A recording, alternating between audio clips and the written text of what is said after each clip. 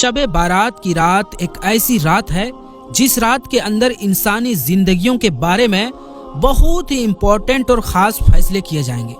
जैसे कि कौन मरेगा और कौन जिएगा, और कौन इस दुनिया में एक नई जिंदगी की शुरुआत करेगा, और कौन इस दुनिया को छोड़कर इस दुनिया को अलविदा कहेगा, कौन गरीब से अमीर बन जाएगा, और किसकी जिंदगी में आफत शुरू होने वाली है, और किन लोगों के नाम मुर्दा लोगों की लिस्ट में लिख दिए जाएंगे। प्यारे दोस्तों, आज की इस वीडियो में हम आपको बताएंगे कि शब बारात की हकीकत क्या है, इस रात में नामाए आमाल क्यों बदल दिए जाते हैं, और इस रात में इंसानों के बारे में कौन कौन से खास फैसले किए जाते हैं, और अगर खुदा न खास्ता हमारा नाम भी मुर्दा लोगों के लिस्ट में लिख चुका हो तो हमें क्या करना चाहिए। इस रात कितने लोगों की मग़फ़िरत की जाती है, यानी कि छुटकारा मिल जाता है, और इस रात कौन से वो बदनसीब लोग हैं जिनकी मग़फ़िरत नहीं की जाती। और हुज़ूर सल्लल्लाहु अलैहि वसल्लम ने इस रात कौन कौन से काम करने का इरशाद फरमाया, और ज़रूरत के हिसाब से मुसलमान लोगों को शब बारात को किस तरह गुजारना चाहिए। प्यारे दोस्तों, इन तमाम तर सवालात के जवाबात कुरान और हदीस की रोशनी में आज की इस वीडियो में हम आपको बताएंगे। लिहाजा आप लोगों से गुजारिश है कि हमारी इस वीडियो को आखिर तक जरूर देखिएगा। प्यारे दोस्तों, शाबानुल मुअज्जम की 15वीं रात को शब बारात कहा जाता है। शब रात को कहते हैं और बारात के माने है बरी होना। चूँकि इस रात को मुसलमान तौबा करके और अल्लाह तबारक व तआला की बारगाह में अपने गुनाहों की माफ़ी मांगा करते हैं, और अल्लाह तबारक व तआला की बारगाह में अपने गुनाहों को छोड़ने का दावा करते हैं, तो अल्लाह तबारक व तआला अपनी रहमत के सदके बेशुमार मुसलमानों को जहन्नुम से निजात यानी रिहा कर देता है। इसीलिए इस रात को शब बारात कहते हैं। हजरत अता बिन यसार रदी अल्लाह ताला अन्हु बयान फरमाते हैं कि लैलतुल क़द्र के बाद शाबान की 15वीं रात सबसे अफजल यानी बेहतरीन रात है। प्यारे दोस्तों, आपको बताते चलें कि शब बारात फरिश्तों के लिए अल्लाह तबारक व तआला ने ईद का दिन तय कर दिया है। जिस तरह कि अल्लाह तबारक व तआला ने जमीन पर रहने वाले इंसानों को 2 ईदें अता फरमाई, इसी तरह अल्लाह तबारक व तआला ने आसमान वालों के लिए भी 2 ईदें तय कर रखी है, एक शब बारात और दूसरी शब कद्र। इंसान चूंकि ये दोनों ईदें दिन को मनाते हैं, जबकि फरिश्ते ये दोनों ईदें रात को मनाते हैं। अल्लाह तबारक व तआला ने इन दोनों रातों को फरिश्तों के लिए ईद इसलिए तय किया है क्योंकि इंसान रात को सो जाता है, जबकि फरिश्ते रात को नहीं सोते, और वो हर वक्त अल्लाह तबारक व तआला की इबादत में बिजी रहते हैं। प्यारे दोस्तों, शब बारात के बारे में अल्लाह तबारक व तआला कुरान पाक में इरशाद फरमाया है कि कसम है उस रोशन किताब की, बेशक हमने उसे बरकत वाली रात में उतारा, बेशक हम डर सुनाने वाले हैं,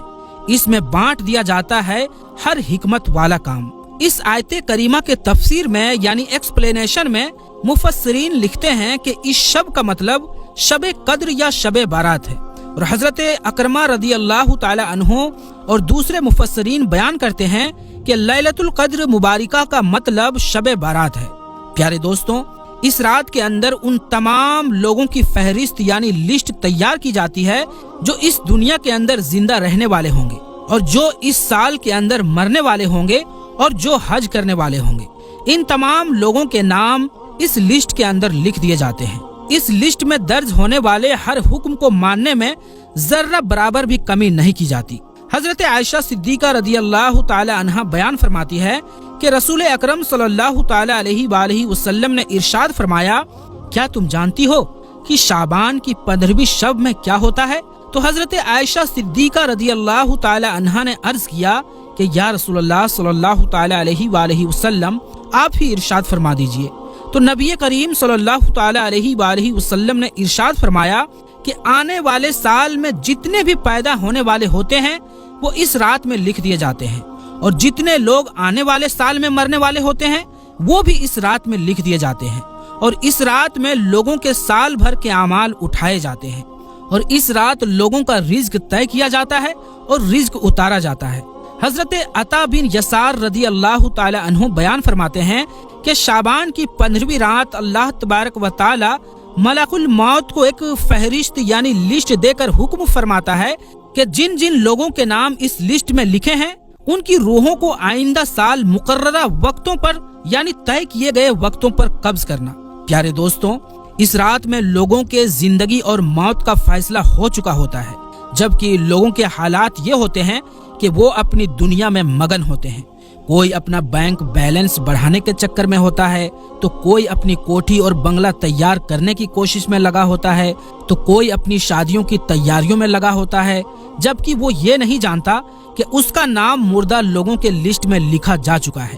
حضرت عثمان بن محمد رضی اللہ تعالی عنہ سے مروی ہے کہ سرور کائنات حضرت محمد مصطفیٰ صلی اللہ تعالی علیہ وآلہ وسلم نے ارشاد فرمایا کہ ایک شعبان سے دوسری شعبان تک لوگوں کی زندگی ختم کرنے کا وقت اس رات میں لکھا جاتا ہے، یہاں تک کہ انسان شادی بیاہ کرتا ہے اور اس کے بچے پیدا ہوتے ہیں، حالانکہ اس کا نام مردہ لوگوں کے لسٹ میں لکھا جا چکا ہوتا ہے۔ پیارے دوستوں، شب بارات کی ایک بہت بڑی خاصیت یہ بھی ہے کہ اس رات میں اللہ تبارک و تعالی بے شمار لوگوں کی بخشش فرماتا ہے، جیسا کہ حضرت عائشہ صدیقہ رضی اللہ تعالی عنہا بیان فرماتی ہیں کہ ایک رات میں نے حضور اکرم صلی اللہ علیہ وآلہ وسلم کو اپنے پاس نہ پایا، تو میں آپ کی تلاش میں نکلی۔ میں نے دیکھا کہ حضور پاک صلی اللہ علیہ وآلہ وسلم جنت البقیع میں تشریف فرما ہے، اور آپ صلی اللہ علیہ وآلہ وسلم نے فرمایا، کیا تمہیں یہ ڈر ہے کہ اللہ تبارک و تعالی اور اس کا رسول تمہارے ساتھ زیادتی کریں گے؟ میں نے عرض کیا کہ یا رسول اللہ صلی اللہ تعالی علیہ وآلہ وسلم، مجھے یہ خیال ہوا کہ شاید آپ کسی دوسری اہلیہ یعنی دوسری بیوی کے پاس تشریف لے گئے ہیں۔ تو حضور پاک صلی اللہ تعالی علیہ وآلہ وسلم نے ارشاد فرمایا، بے شک اللہ تبارک و تعالی شعبان کی 15ویں رات آسمان دنیا پر اپنی شان کے مطابق جلوہ گر ہوتے ہیں، اور قبیلہ بنو قلب کے بکریوں کے بالوں سے بھی زیادہ لوگوں کی مغفرت یعنی چھٹکارا دے دیتا ہے۔ حضرت ابو بکر صدیق رضی اللہ تعالی عنہ روایت کرتے ہیں کہ حضور اکرم صلی اللہ علیہ وآلہ وسلم نے ارشاد فرمایا کہ شعبان کی 15ویں شب میں اللہ تبارک و تعالی آسمان دنیا پر اپنی شان کے مطابق جلوہ گر ہوتے ہیں، اور اس رات میں ہر کسی کی مغفرت فرما دیتا ہے، سوائے ان لوگوں کے جو شرک کرنے والے ہوں اور بغض رکھنے والے ہوں۔ اور ایک دوسری روایات میں آتا ہے کہ نبی کریم صلی اللہ تعالی علیہ وآلہ وسلم نے ارشاد فرمایا کہ اللہ تبارک و تعالی شعبان کی 15ویں شب میں اپنے رحم و کرم سے تمام مخلوقات کی بخشش فرما دیتا ہے، سوائے ان لوگوں کے جو شرک کرنے والے ہوں اور کینہ رکھنے والے ہوں۔ حضرت عبداللہ بن عمرو بن عاص رضی اللہ تعالی عنہ سے روایت ہے کہ حضور اکرم صلی اللہ تعالی علیہ وآلہ وسلم نے ارشاد فرمایا کہ شعبان کی 15ویں رات میں اللہ تبارک و تعالی اپنے رحمت سے 2 کے علاوہ سب لوگوں کی مدد فرما دیتا ہے، ایک وہ انسان جو کینہ رکھنے والا ہو، اور دوسرا وہ انسان جو کسی کو ناحق قتل کرنے والا ہو۔ پیارے دوستوں، شب بارات میں فرشتوں کو کچھ کام دیے جاتے ہیں، اور شب بارات ایک ایسی رات ہے جس میں اللہ تبارک و تعالی مسلمانوں کی مغفرت فرماتا ہے اور دعاؤں کو قبول کرتا ہے، جیسا کہ حضرت عثمان رضی اللہ تعالی عنہ روایت کرتے ہیں کہ حضور اکرم صلی اللہ تعالی علیہ وآلہ وسلم نے ارشاد فرمایا، جب شعبان کی 15ویں میں رات آتی ہے تو اللہ تبارک و تعالی کے طرف سے یہ اعلان ہوتا ہے کہ ہے کوئی مغفرت مانگنے والا کہ اس کے گناہ بخش دوں، ہے کوئی مجھ سے معافی مانگنے والا کہ اسے عطا کروں۔ اس وقت اللہ تبارک و تعالی سے جو مانگا جائے وہ سب ملتا ہے، وہ سب کی دعا کو قبول فرماتا ہے، سوائے بدکار عورت اور مشرک انسان کے۔ حضرت علی رضی اللہ تعالی عنہ سے روایت ہے کہ غیب بتانے والے آقا و مولا حضرت محمد مصطفیٰ صلی اللہ تعالی علیہ وآلہ وسلم نے ارشاد فرمایا، جب شعبان کی 15ویں رات آتی ہے تو رات کو قیام کرو اور دین کو روزہ رکھو، کیونکہ سورج ڈوبنے کے وقت سے ہی اللہ تبارک و تعالی کی رحمت آسمان دنیا پر نازل ہو جاتی ہے، اور اللہ تبارک و تعالی ارشاد فرماتا ہے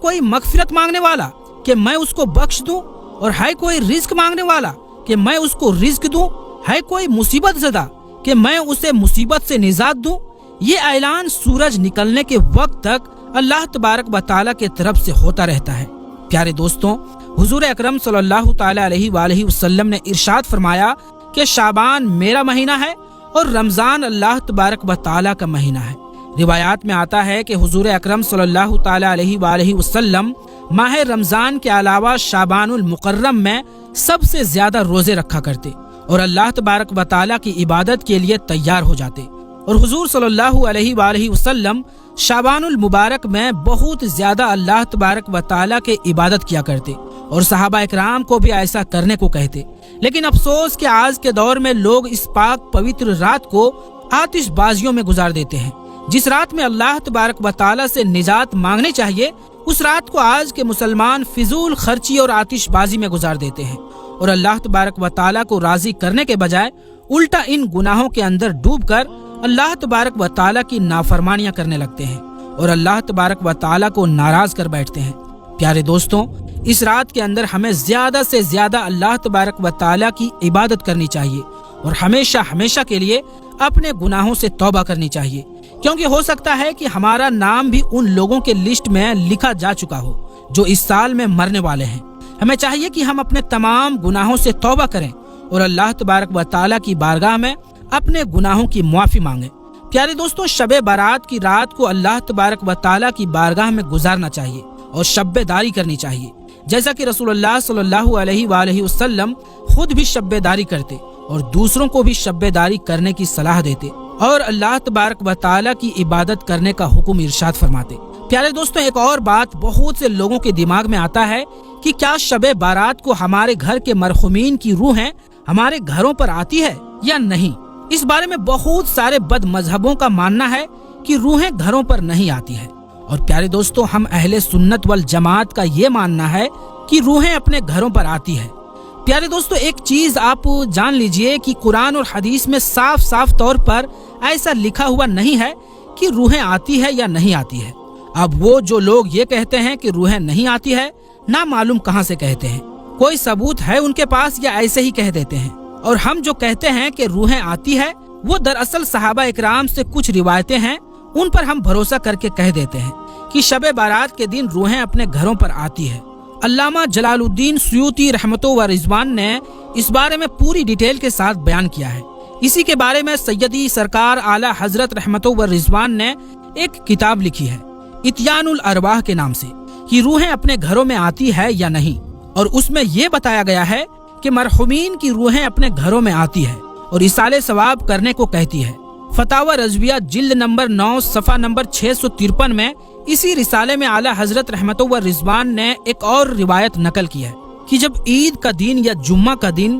یا عاشورہ کا دن یا 15ویں شعبان کی رات ہوتی ہے تو مردوں کی روحیں اپنے گھروں کے دروازوں پر آتی ہے اور کہتی ہے کہ ہے کوئی جو ہمیں یاد کرے، ہے کوئی جو ہم پر رحم کرے، ہے کوئی جو ہماری مصیبت کو یاد کرے۔ اس روایات کو حضرت سرکار اعلی حضرت رحمتہ و رضوان نے اتیان الارواح میں نقل کیا ہے۔ اس روایات میں صاف صاف یہ پتہ چل جاتا ہے کہ صرف 15ویں شعبان کو ہی نہیں بلکہ عید کے دن، جمعہ کے دن، عاشورہ کے دن اور شب بارات والے دن بھی مرحومین کی روحیں اپنے گھروں پر آتی ہے اور ایصال ثواب کا مطالبہ کرتی ہے، یعنی کہ قرآن شریف پڑھنے یا کسی غریب کو کھانا کھلانے جیسے کاموں کو کرنے کو کہتی ہے۔ حضرت سعید ابن مسیب رضی اللہ تعالی عنہ سے ایک روایت مروی ہے کہ حضرت عبداللہ ابن سلام اور حضرت سلمان فارسی دونوں صحابی رسول ہیں۔ ان دونوں صحابی کی آپس میں ملاقات ہوئی تو دونوں نے آپس میں یہ بات کہی کہ ہم میں سے جو بھی پہلے اس دنیا سے چلا جائے گا تو وہ دوسرے کو بتائے گا